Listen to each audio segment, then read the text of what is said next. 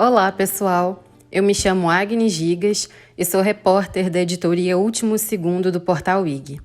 Para o dia 8 de março, Dia Internacional da Mulher, nada mais justo do que lembrar e enaltecer as figuras femininas representativas das últimas eleições municipais.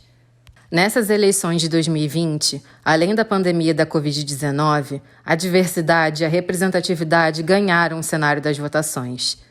Diversos polos eleitorais puderam contar com mulheres, trans, pretos, LGBTs, indígenas, quilombolas e ativistas conquistando espaços nas câmaras dos vereadores e prefeituras em diversas cidades do país. E, para a gente se aprofundar mais no assunto, agora você poderá escutar trechos de entrevistas realizadas com a Tamara, que é professora do curso de pós-graduação em Ciência Política da Fundação Escola de Sociologia e Política de São Paulo, com a co-vereadora Carol Iara, do PSOL de São Paulo da bancada feminista, com a vereadora Camila Valadão, do PSOL de Vitória, e com a vereadora Beni Brioli, do PSOL de Niterói, do Rio de Janeiro.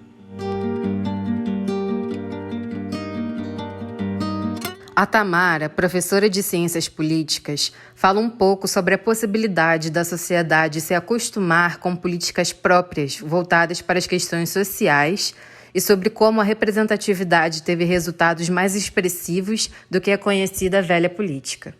Qual seria a melhor maneira de fazer a sociedade se acostumar com a regularização de políticas voltadas para as questões sociais? Agnes, eu achei essa pergunta super interessante, então que bom que você fez ela. Da ciência política, a gente fala que quando a gente tem um governante que se comporta de uma determinada forma, as pessoas que se sentem da mesma forma se sentem mais à vontade para se comportar da mesma forma. Que isso quer dizer, se eu tenho um presidente ou um prefeito, governador ou governadora, enfim, que não está nem aí, que fala palavrão, que é desbocado, as pessoas se sentem mais à vontade para mostrar que elas são do mesmo jeito, porque elas sentem que elas têm um exemplo público. Então, voltando para a nossa questão aqui das mulheres, eu acho que a principal coisa é a gente conseguir ver mais mulheres nos lugares de poder. Então, mais mulheres eleitas, mais mulheres secretárias, mais mulheres ministras. Acho que essa é a principal forma que a gente pode começar para, de fato, que mais mulheres se sintam, vejam exemplos e vejam, nossa, é possível chegar lá. É possível ser prefeita, é possível ser ministra, é possível ter uma posição de destaque.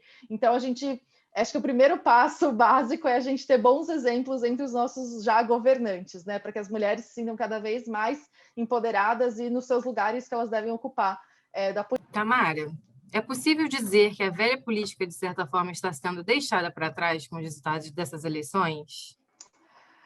Ai, Agnes, é difícil porque, assim, ao mesmo tempo que a gente vê muitas mulheres sendo eleitas com um perfil diferente, né? Mulheres negras, mulheres que vêm de um contexto social diferente, a gente ainda vê, assim, grande parte dos prefeitos e prefeitas eleitas são prefeitas de perfil de centro, né? Com aquele perfil tradicional de já ter uma trajetória política, ou ter alguém da família que é da política, né? Enfim, campanhas caras, né? Então a gente sabe que o dinheiro é um fator fundamental para conseguir entrar na política, conseguir se eleger, conseguir, né? Enfim, ter uma campanha bem sucedida.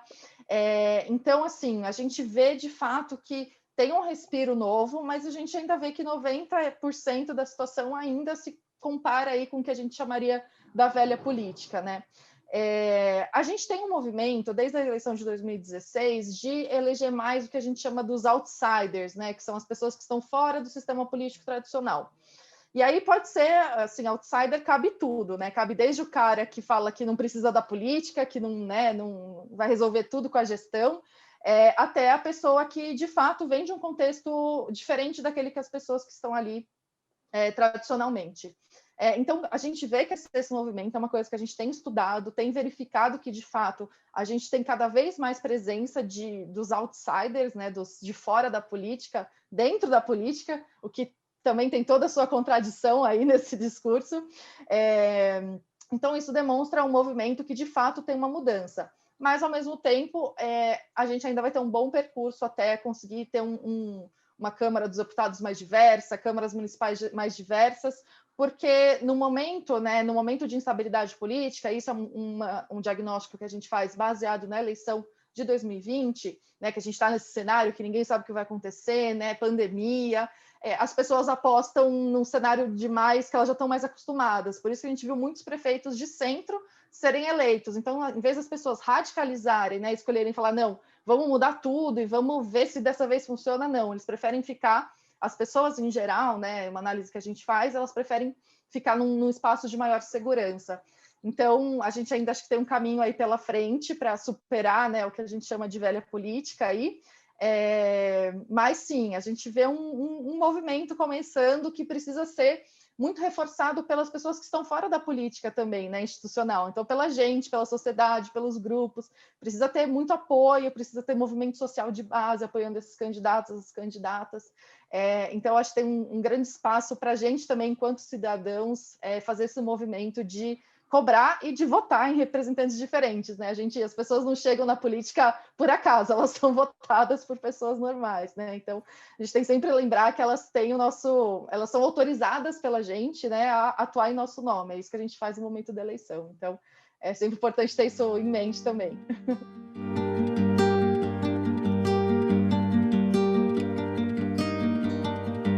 Carol Yara faz parte do mandato coletivo da bancada feminista na Câmara dos Vereadores de São Paulo.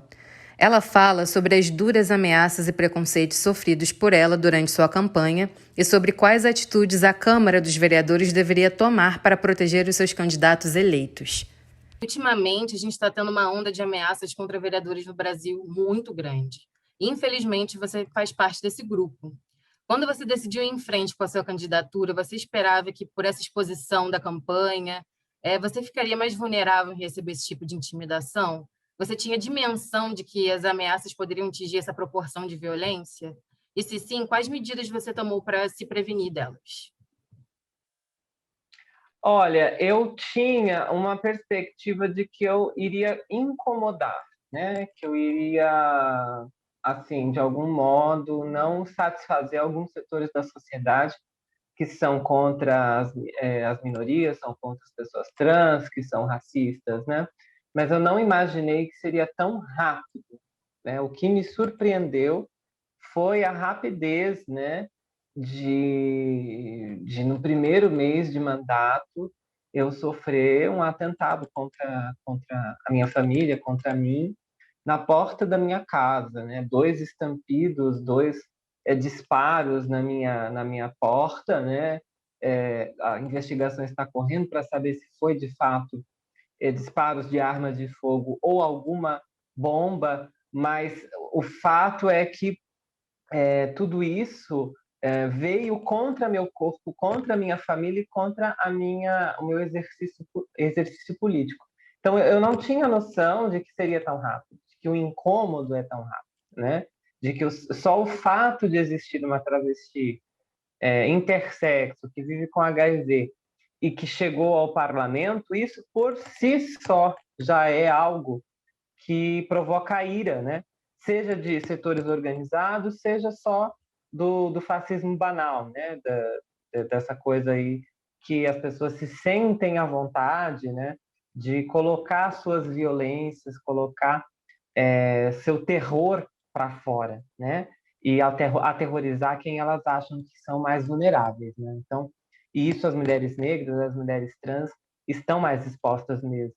E quando a gente vai para a arena política e vamos para um patamar de exposição maior, me parece que também aumenta, né, esses riscos, assim. Então, desde a campanha, eu já não saio sozinha, eu já não tenho o mesmo ritmo de vida e liberdade que eu tinha antes, né?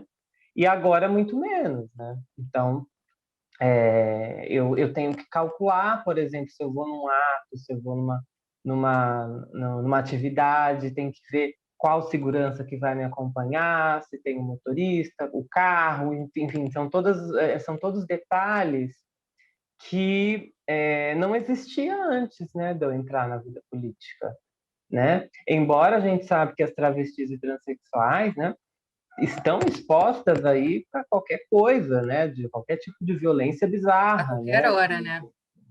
a qualquer momento, né, Dandara dos Santos e Lorena e tantas outras travestis e transexuais estão aí para provar isso, né, foram assassinadas. Agora, você sofreu bastante durante a época da sua campanha e sofre até hoje com as ameaças duríssimas, né? E transfobia também. Quando você foi eleita, o preconceito e as ameaças, obviamente, não diminuíram, eles só aumentaram. Para você, qual atitude, por exemplo, a Câmara deveria tomar para proteger os seus vereadores? Então, eu sofri muito assédio durante a campanha, muito assédio sexual, muitas violências. Antes da campanha, já sofri transfobia, já sofri LGBTfobia, já foi bastante violências que esse corpo aqui já sofreu, né? E a exposição aumenta, né? E o fato, né, de que a Câmara de São Paulo é completamente conservadora faz com que a vontade popular ela não seja tão respeitada assim, né? Então, os mandatos coletivos que são votados pelo sufrágio, né? Que as pessoas depositaram seus votos, né? Sabendo que ia ter sim uma vereadora oficial lá na urna, mas que ela ia dividir seu poder com mais um grupo, né? Assim é o Quilombo Periférico, assim é a bancada feminista, no caso da Câmara de Vereadores de São Paulo, e é um desrespeito, é um escárnio com esses votos de que a gente não seja considerada enquanto alguém que faça política dentro daquela casa, né? É impossível que digam que a gente tenha que a gente não tenha nenhuma prerrogativa, sabe? É muito complicado, né, o que está acontecendo com a Câmara. Eu acho que a Câmara deve repensar primeiro, né, por que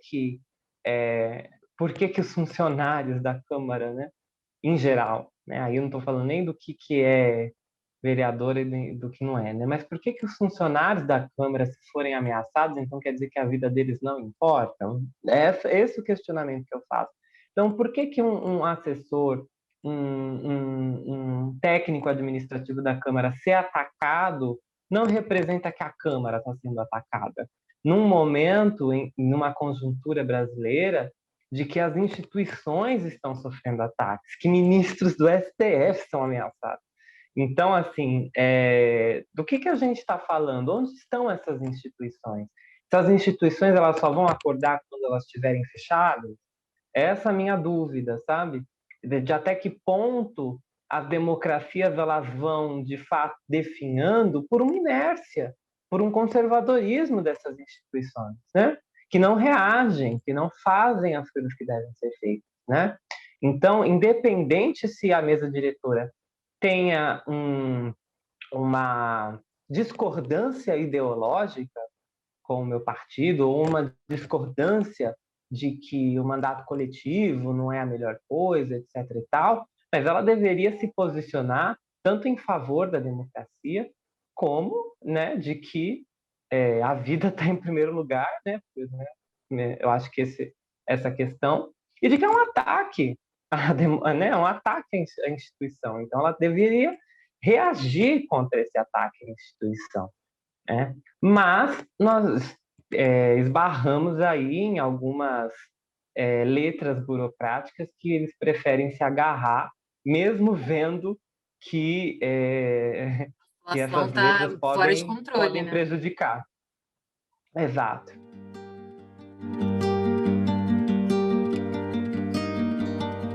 Camila Valadão, do PSOL, é a primeira mulher preta eleita da história da Câmara dos Vereadores de Vitória. Ela fala sobre a falta de representatividade regional e sobre o quão representativo foi o cenário das eleições municipais de 2020 para as políticas do futuro. Falando sobre representatividade, antes de você decidir concorrer ao seu atual cargo, você se sentia representado na política? Existia algum candidato que apoiava as mesmas causas, objetivos e ideologias que as suas? Se sim, você pode contar para a gente quem era? Não no meu estado e nem na minha cidade. Vitória, como eu disse, e o estado do Espírito Santo é um estado historicamente conservador, assim. Então, aqui temos do ponto de vista da institucionalidade, me refiro, né? No parlamento ou mesmo nos executivos, poucas referências positivas, na verdade, quase nada. Os parlamentares federais, inclusive do Espírito Santo, geralmente são vergonhas nacionais, senadores que são eleitos por aqui, enfim. Então, de referências nos espaços políticos daqui, eu acho que as nossas grandes referências estão nos movimentos sociais, né? Nos movimentos locais. Nós tivemos, inclusive, recentemente, a perda de um companheiro histórico aqui, jovem, mas com uma inserção, Lula Rocha, militante do movimento negro, do movimento de direitos humanos. Então, as nossas referências não estão na institucionalidade no Espírito Santo. É óbvio que, nacionalmente, nós temos, sim, grandes referências, né? Inclusive, a própria Marielle, que foi barbaramente executada, para nós é e continua sendo assim, sabe? Sempre foi e continuará sendo uma grande referência. Nós temos outros nomes também, poderia citar agora a deputada federal Talíria Petroni, que além de uma amiga, é uma grande referência, vivendo de maneira muito intensa, inclusive, o seu exercício parlamentar, com a tentativa de silenciamento, de violência. Então, essas são as referências positivas que nós temos em outros lugares e que nos inspira muito no nosso cotidiano aqui. Só para complementar, assim, como que o nosso mandato, a gente inclusive quer que ele seja uma ferramenta, um instrumento mesmo, para trazer outras mulheres, para puxar outras mulheres, dentro daquela ideia, quando uma chega, puxa a outra, sabe? E a gente quer puxar muitas outras mulheres para que tenhamos muitas outras ocupando outras câmaras municipais, na próxima eleição, Assembleia Legislativa, que tenhamos representações no Congresso Nacional. Então, a ideia do nosso mandato é que muitas outras virão, sabe? Dentro desse exemplo pedagógico, dentro desse apoio e colaboração coletiva. Então, a nossa ideia também aqui é essa, sabe? Para você, qual seria a maior dificuldade a ser enfrentada na Câmara dos Vereadores, atualmente? A atual composição da Câmara. Como eu disse, são 15 vereadores. Desses 15, nós temos 2 mulheres, e as 2 de partidos que estão na esquerda e estão na oposição à administração municipal. São só 2 mandatos na oposição, todos os outros 13, de alguma maneira, estão vinculados o executivo municipal aqui é de um delegado com DNA bolsonarista, né? E, aliás, foi uma das poucas capitais do Brasil que elegeu um prefeito com essa vinculação política, né? Assim, com um DNA bolsonarista. Então, a composição da Câmara, sem dúvida, é um desafio enorme para nós, para as nossas pautas. É uma Câmara muito conservadora. Então, projetos que dialogam com a vida das mulheres, com a vida da população negra, com a vida da população LGBTI+, que são os nossos principais eixos de campanha, né? O público da qual a gente tem articulação, a gente constrói junto. Com essa composição, essas pautas terão muita dificuldade de adentrar, assim. A gente já tem muita nitidez, o que exige de nós um esforço ainda maior de mobilização e de articulação, entendendo que os nossos principais aliados não estão dentro da Câmara, estão fora da Câmara, são os movimentos sociais, né? Então, o nosso mandato tem um desafio que é dar consequência à plataforma política e programática que nós assumimos durante a eleição. E essa plataforma prevê políticas e garantias de direitos para essas populações e também a construção de um mandato coletivo. Então, esse mandato ele tem que ser muito coletivo para que a gente possa obter algumas vitórias, né? Algumas garantias para as nossas vidas. Então, é só trazendo os movimentos militantes, pesquisadores, ativistas para dentro dessa institucionalidade. É só fazendo o tempo todo esse contraponto programático a essa concepção de sociedade que defende a morte, que defende o ódio. É só sistematicamente usando a tribuna que nós ocupamos hoje para ecoar as vozes e para denunciar esse sistema que a gente vai obter vitórias, né? Assim, então, a gente também tem muita nitidez de quais são as nossas dificuldades. Nós não esperávamos que seria diferente, a gente já tinha essa caracterização, nós sabíamos que seria muito difícil. Então, a gente se aproveita dessa dificuldade para reafirmar e fortalecer, sabe, os nossos laços, os nossos vínculos, com os setores mais vitimizados, com os setores mais explorados, assim. Então, eu acho que o desafio é resistir, e existir mesmo dentro da Câmara Municipal. Mas você sabe que a gente tem conseguido fazer, viu? Um bom debate, de maneira muito qualificada, sabe? Assim, a gente tem conseguido pautar determinados assuntos. Tentam nos isolar, mas a gente tem feito um movimento que é para fora, que eu acho que tem sido positivo. Até porque, de certa forma, vocês já sabiam quais dificuldades vocês iriam enfrentar justamente pelo que você já disse. Só você e mais uma mulher que são vereadores de um certo lado da oposição, e sabendo que todos os 13 já estariam atrelados assim, aí, contra as ideias de vocês, de certa forma, vocês já se prepararam para o pior, né? Eu acho que por isso, talvez, desse êxito as tentativas que vocês estavam tentando de implementar os projetos de vocês continuarem dando certo do mesmo jeito. Exatamente, assim, ter essa análise, né, da composição da Câmara, ter essa análise do momento em que a gente vive, foi fundamental para que a gente pudesse traçar estratégias. Tanto que a nossa plataforma política foi a vitoriosa, né? Eu acho que o resultado da vitória não foi um acidente também, sabe? Tem a ver com uma análise correta da conjuntura dos nossos desafios. Beni Brioli, vereadora do PSOL na cidade de Niterói, no Rio de Janeiro, foi a mulher mais votada da cidade e a primeira trans eleita na Câmara dos Vereadores local. Ela fala sobre como as ameaças recebidas por ela, de certa forma, impactaram na sua luta por reconhecimento, e também deu sua opinião sobre se a política será mais inclusiva ou preconceituosa no futuro. Eu queria saber, se você quiser compartilhar, claro, quais atitudes que te impactam diretamente na sua luta, que busca por reconhecimento em seu local de política. Quando você é abafada por esses atos de preconceito, esses atos de violência, o que, de certa forma, impacta na sua luta? Eu acho que o nosso corpo, principalmente o nosso corpo de mulher negra, nosso corpo de mulher transexual, ele tem impactos gigantes da violência estrutural sistêmica, e óbvio que a política faz a maior parte dessa violência que pesa sobre nós, assim. Eu acho que o impacto diário, né, da vida cotidiana, de você acordar todos os dias, levantar sua cabeça, bem ou mal, com todas as violências e ameaças de morte, você saber que você precisa, que você tem a necessidade de ir para aquele espaço, ocupar aquele espaço, porque existe uma grande perspectiva do seu povo, da sua gente, de você estar sentado naquela cadeira ali.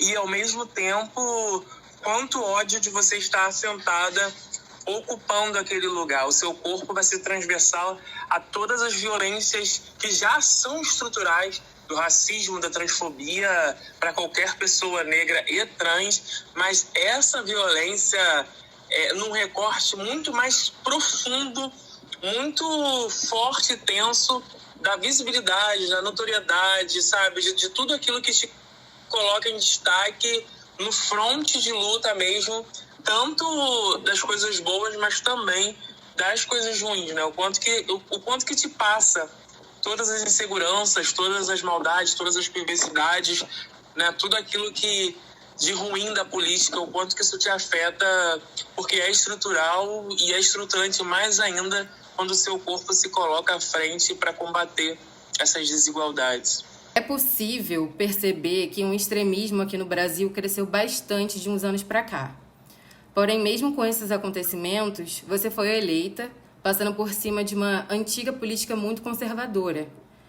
mesmo com todas essas situações desagradáveis em que você passou, como ameaças de morte, o preconceito cada vez menos velado, né, com pretos e a transfobia, o que se pode esperar da política daqui a uns anos?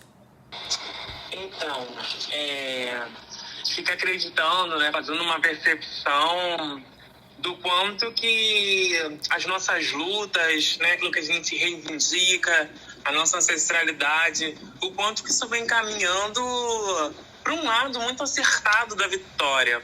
O quanto que todos aqueles e aquelas, né, que vieram antes de nós, que nos deram possibilidade de ocupar esses espaços hoje, fazendo as frentes de movimentos sociais, as frentes políticas partidárias ou não, o quanto que isso tem se alinhado num processo político de transformação de sociedade, de transformação socioeconômica, de transformação sistêmica, de transformação de uma nova geração.